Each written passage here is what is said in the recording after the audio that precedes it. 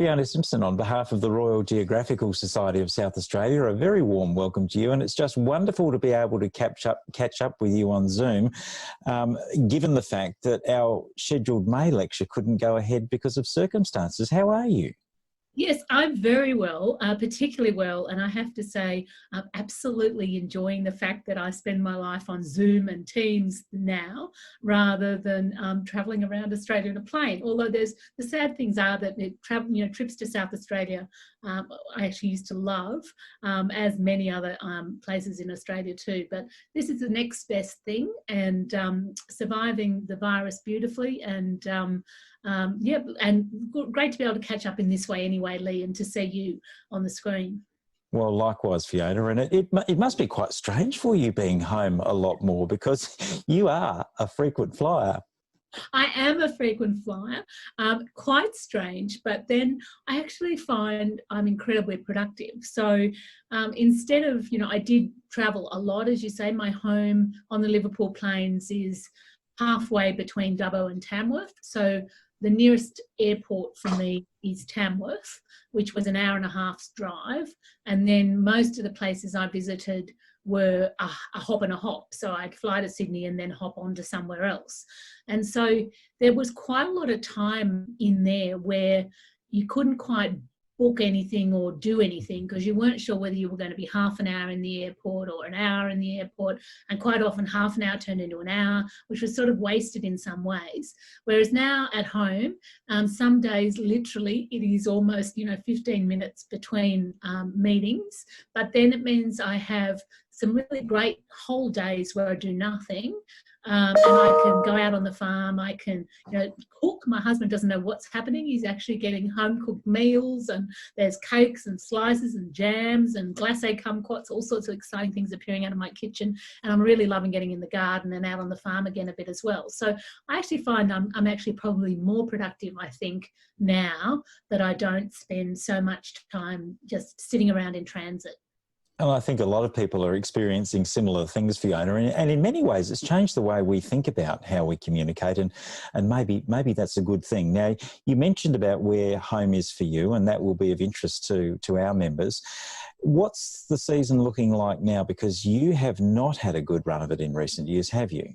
No. So the Liverpool Plains, I unashamedly claim, is one of Australia's most wonderful agricultural areas. It's very deep soils, underground water, favourable climate. We usually do a couple of crops a year, and we grow cattle on our farm as well. So a very productive area, blessed with natural resources that make it very productive, and the climate as well.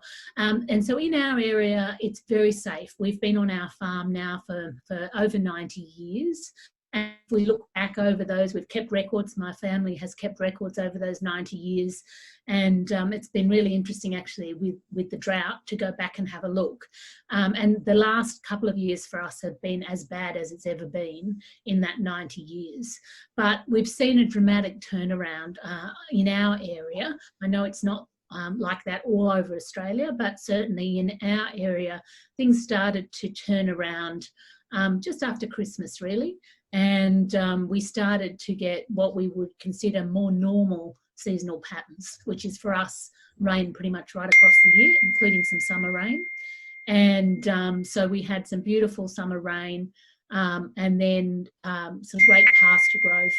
And we've ended up having, planting, some mixed species. My son plays around with mixed species and different things like that, and some winter crops, and of course, fattening cattle and things as well. So our area is experiencing what I'd say a return to more normal seasonal conditions for us than we've had over the past 3, 4, 5 years.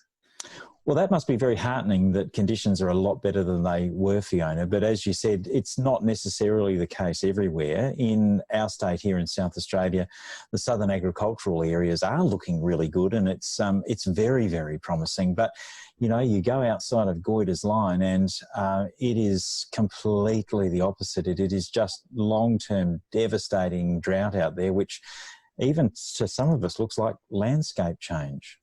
Yeah, and I think, you know, the difficult thing is being the head of the nation's agricultural advocacy body. I have to be really careful about thinking that what's happening in my neck of the woods is happening everywhere.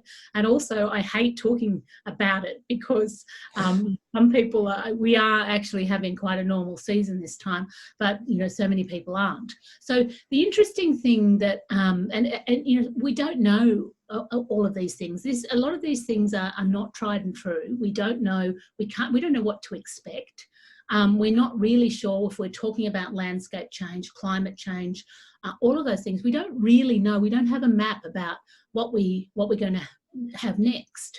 And so it did look like when it started to rain in January for us, it certainly did play a return to what I say is more normal seasonal conditions. So I think some people, and we've been having a discussion about this, because more normal seasonal conditions mean that not everybody's going to get rain all the time.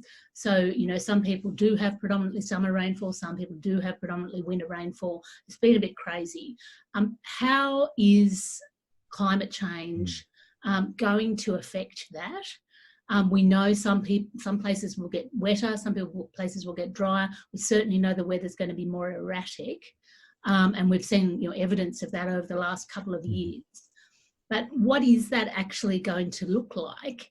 And can people really think about or rely on what they've seen over the past couple of years as being, and some people 5-7 years, is that really an indication of what's going to happen in the next 10?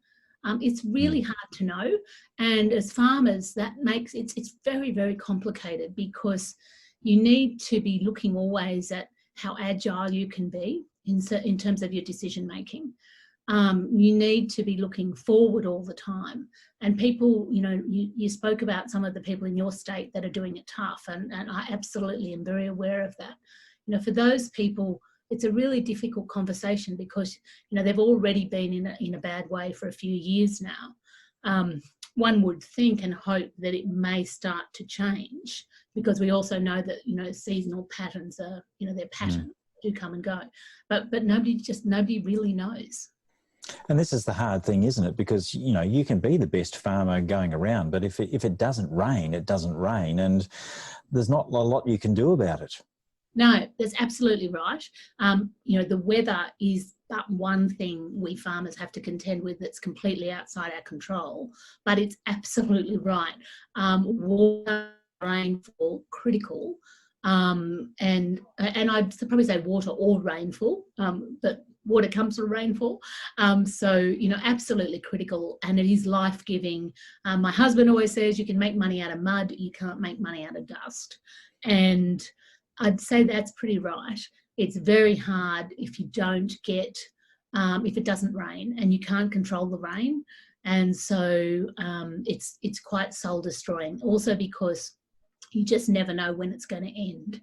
And so no matter how devastating things like floods are, or cyclones, or, you know, some sort of extreme weather event, it is very sudden, and at least it's over in a relatively short period of time.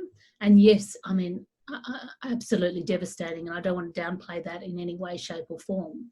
But droughts are so draining, and they eat away at your psyche, and it's very, very hard to not be affected by that, because you just never know when it's going to end. Speaking of drought and water issues, originally you were going to essentially deliver a lecture to our society in May, focusing largely on the Murray-Darling Basin and all of the challenges that there are with that, which have been going on for, well, as long as Federation and previous to that. In many respects, Fiona, we've seen the basin in such trouble because circumstances haven't been what they have been historically, and we have just had so many dry years in the last 10, 20 years. That really just complicates the picture so much, doesn't it? When you're experiencing what may be climate change in the basin, and then trying to work out what's fair and reasonable for all users of the water in that basin. So the whole thing about the Murray-Darling Basin Plan, which is certainly still plenty to talk about in this space, Leigh, even though we've been talking about it for the last 100 years. So it's predicated upon the fact that you're trying to share a very valuable resource. That's what it's about. The plan is all about sharing this valuable resource. What happens when there's no inputs into the system? What happens when there is no rain for years on years? And how does that affect the sharing plans? And how can you tell if it's even working if there's no inputs into the system? And everything suffers. So yes, we've seen, you know, and it came to prominence a couple of years ago, a year ago, about the massive fish kills. But that sort of, you know, is indicative of the environment. Some of those things, you know, the environmentalists have been very loud about the damage to the environment that's being done in the Murray-Darling Basin. And obviously the environment is critically important.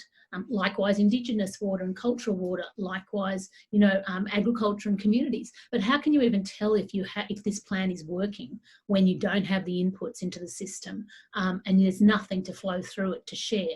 And I think that's been one of the real difficulties of where we are now in the plan, is that, you know, it's really come into place right now. It's been, you know, in operation for 6 years, I think 7 years. But most of that time, there's either been dramatically lower than average or no inputs, virtually no inputs into the system at all at the top of it, which has made it really difficult, because you can't share nothing. You know, half of nothing is nothing, and that's the difficulty. It must be incredibly difficult from your perspective as a national representative body, because the interests in the different states, the basin is a very big place, of course, as we know, Fiona, but the interests differ from one end of it to the other. And in South Australia, where you kind of feel like you're on the very end of what's left, sometimes it's really difficult for people in this part of the country to understand the importance of some other industries. And industries like cotton, for instance, are often vilified because of all of this. Yeah, and particularly by some of your politicians, Leigh, I have to say, in South Australia. They're certainly very loud, if not a little ill-informed, about the cotton industry. Disclaimer, we grow cotton on my farm at home, dry land and a little bit of groundwater irrigated, so no river water licences at all, and no trading on my farm.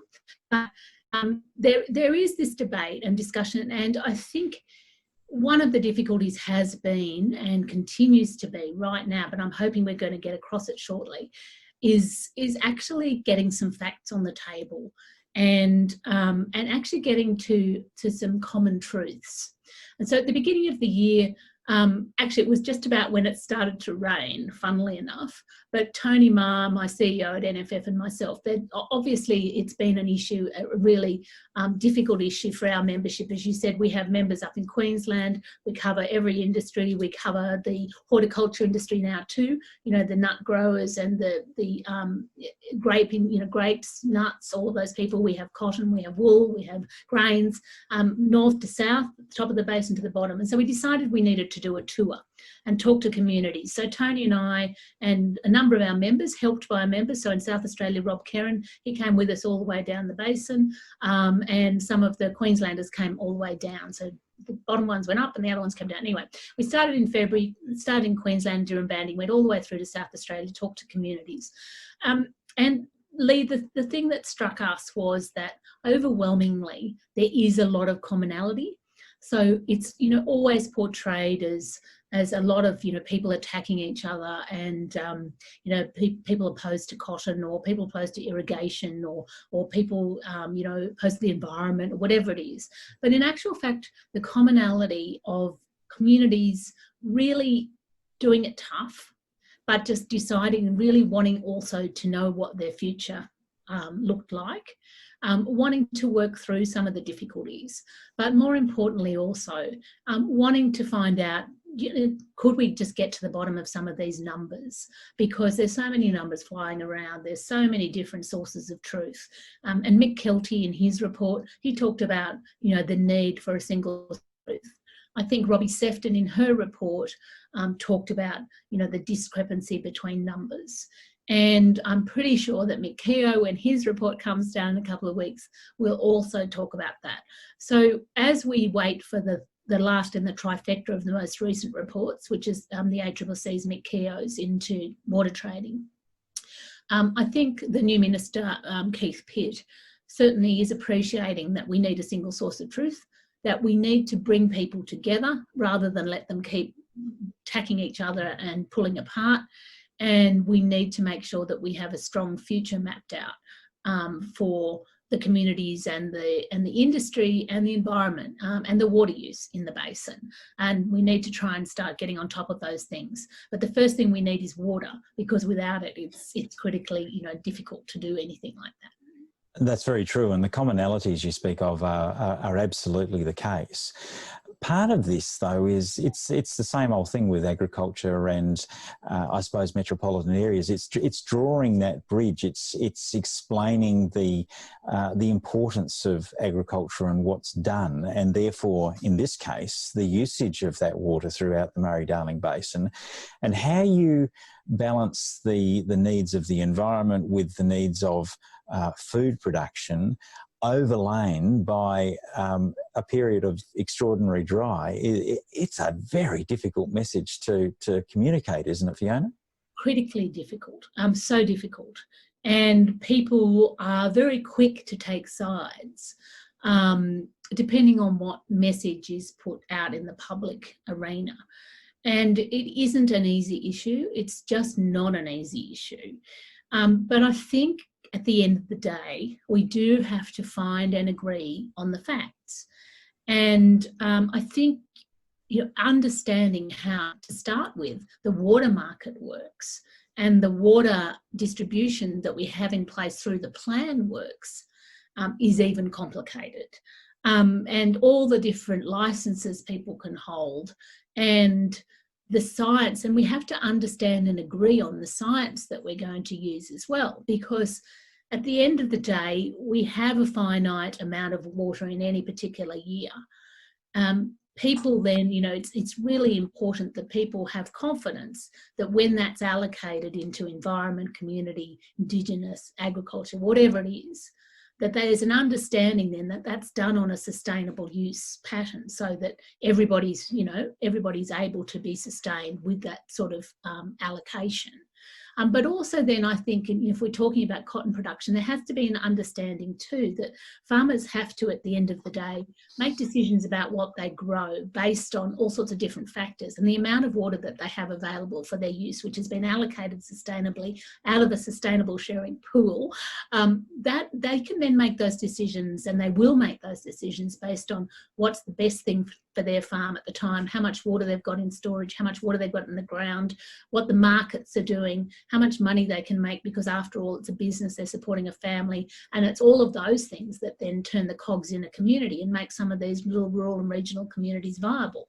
So it's a very complicated conversation. It's not as easy as saying it's farmer versus farmer, or farmer versus environment, or farmer versus anything else. And as a leader in the farming sector, I hate it when farmers attack farmers, because invariably they're driven to that by some incorrect facts and some incorrect thinking. And we need to work together, not attack each other. Is there any argument, and again, this is going back to a city perspective, I suppose, Fiona, and Adelaide being on the very end of the system and being very dependent on the River Murray for water supply to metropolitan Adelaide. A lot of our members are here in the metropolitan area. Is there a case to reconsider the future of some industries in the basin which are perceived to be water hungry? I don't think that's the right way to look at it, because most of those arguments are actually not correct to start with. I think we need to look at how we plan our land use and how we allocate water, and the science behind the amount of water that we have. So if we're talking about permanent plantings, for example, and I'll say that very broadly because people can talk about how much water something like cotton uses, but it's an annual crop. If you don't, it's invariably not grown if there's no water, because it's an annual crop. However, to sustain permanent plantings, whether they're citrus or nuts, whatever they are, obviously those sorts of things need, constant water. I think we should look at the planning principles underneath and the science behind how we actually allocate land use at different points along the basin and different points on the cycle. And then you've got to bear in mind as well that there's a market operating too. Like it or not, we have a water market, we have free market principles in place. So I think it's not about being prescriptive about what people should grow where and when in terms of crops and land uses, but it is about being really sure about the science that underpins the decision-making frameworks, because they can happen at a local government level, they can happen at a state level and a federal level, and then making sure that everybody is on board with all of those different things. So we don't have any surprises when it comes to seeing what land use has been agreed to in a particular area. And I think that's probably some of the discussion that people are having at the moment, is that there has been a shift in some areas, and some of those are local planning decisions, which and those local councils have probably been able to make those decisions off their own bats. Moving along from water, environmental stewardship is something that I'm keen to talk to you about, because I know it will be of interest to our members. And after all, of your members, I mean, farmers control or have stewardship effectively over more than half the land mass of Australia. Do you think as a society, Fiona, that we need to really change our thinking about what farmers do and what they could do in future in terms of environmental stewardship and essentially being the custodians, the promoters of biodiversity? Yeah, I do. I think we've got it completely around the wrong way. And I think most of our thinking is predicated on the fact that farming is bad, and that managing the landscape is bad. And that what we should do is put a whole lot of big controls over the top of it and wrap it around with legislation and punitive things and all sorts of things that are all predicated on this view. Whereas in actual fact, we pretty much manage any sort of landscape here. We're humans now in where we live. And most of the agricultural, in fact, I can't think of a farmer who doesn't want to get the best out of his landscape, doesn't want to have a healthy landscape, doesn't want to do the absolute best he can. And I think as we look now at carbon in soils, as we look at biodiversity, there's a whole heap of really interesting things that pet farmers can do now on their farms that we haven't necessarily thought about or had access to in the past. And each generation's, use the technology that they've got, they've developed things, and we just still keep taking one step forward at a time. On my own farm, as I said, we're broadacre cropping, we breed and cattle. And over the last sort of couple of years, we've done some fascinating work on our farm with multi-species. My sons are growing these amazing tillage radishes, or tillage turnips, tillage radishes. Anyway, the size of your forearm, they open up the soils, they let the water in, they improve the biodiversity, they rot down, they improve the organic matter, carbon levels go up. And all of these things we're measuring all the time now. And farming, I don't think is, so the nub of all of that is, you have to be really of a certain scale to do some of these activities on your farm, because they're expensive.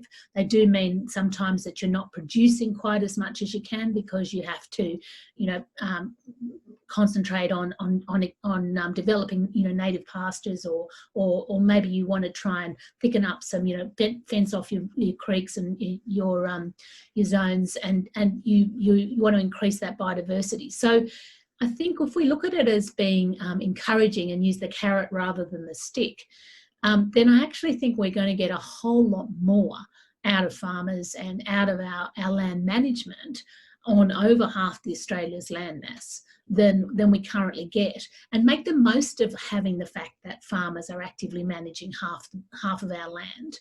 We can actually improve the outcomes on half of our land, as opposed to some of the areas of Australia that are not managed and are just sort of, poking along.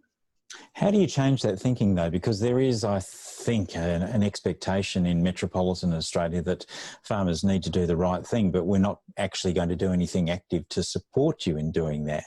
Is there an argument for actually paying farmers to look after the land? Because after all, in other countries, for instance, Switzerland is probably a good example. Farmers there are really paid to look after the landscape. They're not actually paid to be farmers as such. So very different thinking in different parts of the world, isn't there? Yeah, we do. At NFF, we really could develop this environmental services, what we call environmental services, and we'd like to think that by 2030 it actually can make up 5% of our income on farms. We do certainly, when we look around the world, I think it's really important to see and look at what other countries are doing. You mentioned Switzerland. I think in Australia, we'd like to think that we can marry productivity and profitability with environmental sustainability. And so I think it's a shame when you're paying farmers not to produce. But certainly, if we look around the world, again, the Netherlands, for example, has some really great examples of biodiversity funds where people actually actively and companies buy into these funds, and which are then, of course, it transports to a payment for farmers. And so we're not necessarily thinking in these biodiversity payments that we're looking at taxpayers paying anything. We're actually looking at what sort of markets are there already established. There are, green bonds are nearly always sold out quite quickly when they're established. Is there a market? Is there a way we can raise capital about the environmental services that we can and do perform on farm? And the whole fact of the matter is that a lot of farmers are doing this work anyway now, but it's expensive and it's costly, and it is meaning you can't produce quite as much because you're doing this, but it's better for your farm, so you want to do it in the long run. But if you were to pay farmers to do it, if there was a fund established, or are you able to access a market or a bond or whatever it was, we feel that there is a real opportunity here. So at the moment, yes, we're keen. We do need to improve some of the tools that we can measure some of these outcomes better. It is still quite hard. They are getting better now with LiDAR technology and other sorts of technology around measuring carbon in soils, but it has up until recent times been quite difficult and expensive to actually accurately measure and easily measure the carbon in soils. So we need to keep working on all of those different things, but at the same time, we do think there's a real opportunity right now for farmers to do even more than they're currently doing. Do you think it's possible that in the next decade we will actually see farmers financially rewarded for their stewardship of the land and for really promoting ecosystems and biodiversity? We hope so. We certainly think it's time, but we also think that it would be a shame were it to continue down the UK line, for example, of cap payments, where farmers are really being paid not to produce. And just to look after the environment. And I actually think that's a mismarry. I think that's part of the problem with some of the thinking that's out there at the moment, is that, it's, a forest, for example, or a natural forest is perhaps more valuable than some sort of a multi-species grassland that's got cattle grazing on it. Because I think you can actually have some fantastic environmental outcomes if you're talking about carbon capture, if you're talking about soil health, if you're talking about microbes and biodiversity, water runoff, all of those different things. And I've seen some really terribly denuded native landscapes where the soils have been particularly poor, where the water has run off, where there's leaching, where there's invasive native scrub, where people have not been able to do anything to those landscapes, and they've been locked up, as a matter of fact. And I think, Leigh, that's something that we've done in the past under this old regulatory regime, is we've focused on, for example, locking up huge areas of land. And we've seen, carbon funds where, large swathes of land had to be aggregated in Western New South Wales, for example, and locked up. Now, I'd really question whether those landscapes are actually healthier or better biodiversity, or better in any way really than some of the managed farming landscapes that manage all of those different things. Keen to ask you about the current COVID crisis, Fiona, because, of course, you know, the country's borders have been shut now for months. Borders between states have been shut down. There is some are reopening at the moment. Hopefully all of them will be reopened soon. But how's that worked for agriculture? Because, of course, you know, when you're producing something in one part of the country, it often has to go to many other parts or other nations. So how have our farmers been negotiating this COVID period?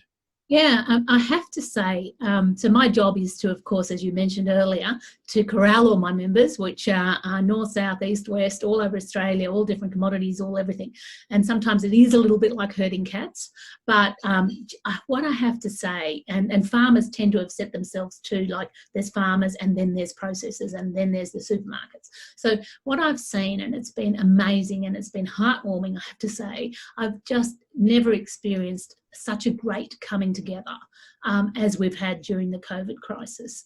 And just as we've seen government come together and really look at the things that are important and their decisions being driven by the sound science that has had to drive good health outcomes, then so have we in the agriculture space. Worked particularly well together. And so from the very beginning, we understood that we would have to be a little bit reactive after the health decisions had been made. So the health decisions were made. That meant that the states then shut their borders and different things. We then got together and decided that we needed to really preserve the supply chain. Because obviously, you know, there was a lot of, you know, panic buying. People were worried about whether they were going to have enough to eat. So we got together and decided that we needed to preserve the supply chain. And that supply chain was not just paddock to plate in Australia, which is what often people think about. So from the farm to the supermarket to the person, but it was also paddock to plate, which were customers overseas, as you mentioned. So paddock to port, and then port out. And of course, all of those chains were disrupted. And then also vice versa. So if we were taking products off the farm to the consumers, whether they're in Australia or overseas, we also needed to bring other inputs in. And those inputs include workers, which we're still working through now. So we focused on that. We were able to join the Ag Ministers Council. NFF had a seat at the Ag Ministers Council, and we were then able to then really work through the challenges and the difficulties that meant about how we could keep that supply chain open. And we've been able to overwhelmingly do that. Well, it sounds like it's been a real success story, because apart from the initial panic buying, really, there's been no problem with getting food in particular. And on a global scale, it seems as though largely those supply channels have remained open as well, Fiona. So in a sense, not really so many roadblocks for agriculture as there have been for some other industries. No, and I think agriculture is going to be one of the industries that's emerging from COVID, also due to a bit of a change in seasonal circumstances for many of us, I have to say. But we'll emerge from COVID in a largely, I think, more unaffected than anyone else. And in a position, as we always say, ready to just drive forward and drive Australia into recovery. But it did take quite a lot of work. It took certainly some concentration. It took some government support. So the freight, overseas freight, was very affected, because once the passenger planes stopped, you know, an awful lot of our outward freight does travel, particularly the highly perishable things. So think of rock lobsters, think of some dairy products, think of you know, anything fruit and vegetable, does go in the belly of passenger planes. And that once that stopped, then it got, you know, quite difficult, because some of our industries were really heavily affected, and some of our overseas customers were still crying out for food because they depend on our supply. So government did step in with some support, and that scheme is still continuing, but it's only a short-term one, where they have actually met the differential between the passenger freight cost and the cost of a dedicated freight plane. And again, it's required everybody to work together. So red meat producers with fruit and veggies, with pork, good dairy, to actually fill some of those. And I think, really, and we've also, in terms of industry, we put in place some good protocols around labour and what people should do on their farms to try and preserve, because the last thing we wanted was a COVID case coming through one of our fruit pickers or something like that. So put in place a good guide around the protocols that got ticked off by the health people, and then concentrated on getting our industry really able to go across the borders and delineated in that way, so that if you were delivering food and fibre, you were able to cross the borders with very little trouble. So yeah, a good effort by all, Leigh. And I think at the end of the day, despite the consumers still being worried, and we can see that surfacing again now, we have got plenty to eat in Australia. How lucky are we? We export 70% of what we produce, so no shortage. It's just people need to just woe back a bit when they're thinking about stockpiling. Speaking of recovery, Fiona, we've heard a little bit from the federal government about an agriculture-led COVID recovery. How might that work? Oh, I think it's a great thing. We've certainly been promoting it within NFF. And when we think about regional growth, when we think about some of the things that have been in our 2030 vision, for example, about how we get to $100 billion worth of farm gate value by 2030. Now's a great time. We've overcome some of the roadblocks during COVID by working together and by focusing on what we can actually do instead of what we can't do. So how can we actually streamline what we do? The government's got to focus at the moment on removing some red tape and regulation. The Productivity Commission back in 2017, I think it was, highlighted the cost to our industry of red tape and regulation, too much red tape and regulation. So we're saying now's the time. We are largely unaffected by COVID. We have basically just been doing what we normally do, and as I said, with the lucky change in seasonal circumstances for many, we are going to have a bumper winter crop. We are actually fattening our livestock again. We're producing. We're ready to go, and we're ready. We know what a big part the growth in regional areas agriculture is. So let us off the leash. Let us go. What do you see as the next big challenges for farming in Australia, or your organisation, the National Farmers Federation in particular, Fiona? What sort of things are you working on? What things potentially are keeping you up at night? Yeah, so there's a number of things, and I think the pillars of the 2030 roadmap are the things that we would mostly concentrate on. We're looking at innovation. It's really critical that we keep innovating and we keep driving the research. And it's not just, I think everybody knows, and I know that people listening today, Leigh, will know that research is all very well on its own, but it's the RD and the E. So how do you not just do the research, but then how do you get people to uptake it? And that is all part of the innovation cycle. So all of that is really critically important. We badly need people in our industry. Do we keep encouraging people into our industry? Not just now where we're focusing on workers and what a huge percentage of our industry is overseas workers. But also encouraging the best and the brightest into agriculture. And we're really, quite excited to see the drop in the tertiary fees for agricultural courses, because now more than ever, whether we're talking about scientists, agronomists, financiers, anything really, there's a lot of opportunity there now. The whole sustainability thing is really critical. We've been talking about perhaps ecosystem services, those sorts of things, measuring and doing more work in that space is really critical. And I think for us, it's a great time to be having what I call regionalisation conversation, as opposed to the decentralisation conversation, which is a negative word. But we have got such a population in Australia now. We just can't keep up with the growth in some of the cities. We know that the millennials are interested in a better way of life, a more open way of life. We think COVID has really even concentrated them more now on what's important to them.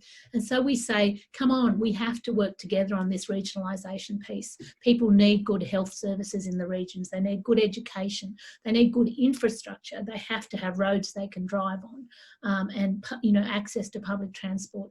How can we actually work with that to deliver much more growth in regional areas? And we think that the digital connectivity piece is a big part of that already as well. We'd like government to really concentrate making good, you know, of their promise to connect every Australian, and to really focus on not just, you know, phone, but data as well. And, you know, how can we do that? Technology's changed so much. We need to have that as a focus. How different might the country be in 10 or 20 years if we really do have a meaningful conversation and action to back it up about regionalisation, Fiona? I reckon it will result in, you know, some amazing regional hubs across Australia. Toowoomba is a great example of one that's already having a go now, where you do see a city or a regional city as the centre for business and education and health services, where you see some amazing, you know, food, perhaps food processing, manufacturing. We're toying again. Can we toy again with manufacturing in Australia? What if we, instead of shipping all the wool, for example, offshore, you know, big bulky stuff, and bringing most of it, you know, shipping it all around the world, or the cotton, you know, a large amount of cotton goes offshore and then comes back again. You know, what if we were to actually look at, with all the robotics now and the energy options we've got, what if we were to actually start looking at doing something with that bulk product here on shore again? What if we were to actually generate energy in our regions that we could, you know, supplement the grid with and use ourselves, and actually use it to do those sorts of things? How many jobs would that drive? What if we were to actually capture that value, which is, I think, what we talk about here in Australia, instead of letting somebody else capturing it? And I think it has been a mind shift for some generations now, that Australian farmers traditionally just grew wheat because they grew wheat, and it was sort of like a bin mentality, you know, a bulk mentality. Whereas now people are thinking, can I package that up? Can I, you know, actually value add and turn it into a box of chickpeas, or what if I was to actually turn it into a box of toasted chickpeas, or chickpea bites, or make a hummus, or something like that. And we're seeing that now happening incredibly often in regional Australia. And I think now's the time, post-COVID, to have those conversations, because if ever we were to question how dependent we were on global markets and global countries, other countries, for some of our absolute critical needs, now's the time. And whilst we can't be protectionist, because we are part of a society, we export 70% of what we produce here in Australia in an agricultural space, but by the same token, can we do a bit of everything? Can we enhance our competitiveness? Because at the end of the day, we don't get any subsidies really in Australian agriculture. We're one of the lowest indicators in the whole world of countries that receive subsidies. So can we actually remain competitive by actually value adding and doing some of these things and building up our infrastructure? And I think they're the challenges for us in Australia, because competitiveness is what drives us. And challenges notwithstanding, and of course, maybe climate change is going to be one of the biggest of all in future. But those things to one side, how optimistic do you feel, Fiona, about the future for agriculture in this country and what it's going to mean for this country a long way into the future? I've never been more positive. It is such an exciting time. I feel we are just at the absolute point where we can just really change and explode, and our industry can just grow phenomenally. And I think part of that is from, and you know, my own family. I've got a son now who's been off and you know, gone to tertiary education, has come home and brought that amazing knowledge and skills and thinking and things that tertiary education does for you back to our farm. And I look at he and all his mates, and I look at what they're doing on our farm and how different that is to what my husband did, and how different what he did was to what his father did. And I think, you know, they are so positive about the future. And we've just been through, you know, hopefully his worst drought ever. But they are all still so positive about the opportunities and looking at how we can do things. And so, but it is, you know, no matter how positive the people we have in our industry are, we also need government and the community to support. And that's why NFF has also had a focus on, you know, how do we talk to the community about what we do? Because we've seen such exponential growth in our urban centres. We are one of the most urbanised countries in the world. People always get surprised about that, but it's quite true. We now have multiple generations of families who have no connection with where their food comes from and how the food arrives on their plate. And so we need to actually make sure that we start those conversations again and have those conversations again, so that people can be just as passionate about us as we are, and can also look at agriculture as really growing, not just contributing to our GDP, but growing our environmental sustainability, really contributing and doing our bit around land management and biodiversity and soils. How can we keep having that conversation? It's really important. And I think the members of this society will be very, very interested to participate in that conversation as well, Fiona. On behalf of the Royal Geographical Society of South Australia, it was enormously disappointing not to be able to get you here in May to see you face to face and have our members ask you questions directly. And had we done that, we would have taken you out for dinner afterwards and had a lovely time. So maybe we can do that again at some point in future. But this is literally the next best thing, and I'm so grateful for your time today to make this possible. So Fiona Simson, President of the National Farmers Federation, thank you so much for being part of a small event for the Royal Geographical Society of South Australia. Thanks so much, Leigh, and I'll take you up on that dinner another time. Look forward to it. Thank you, Fiona.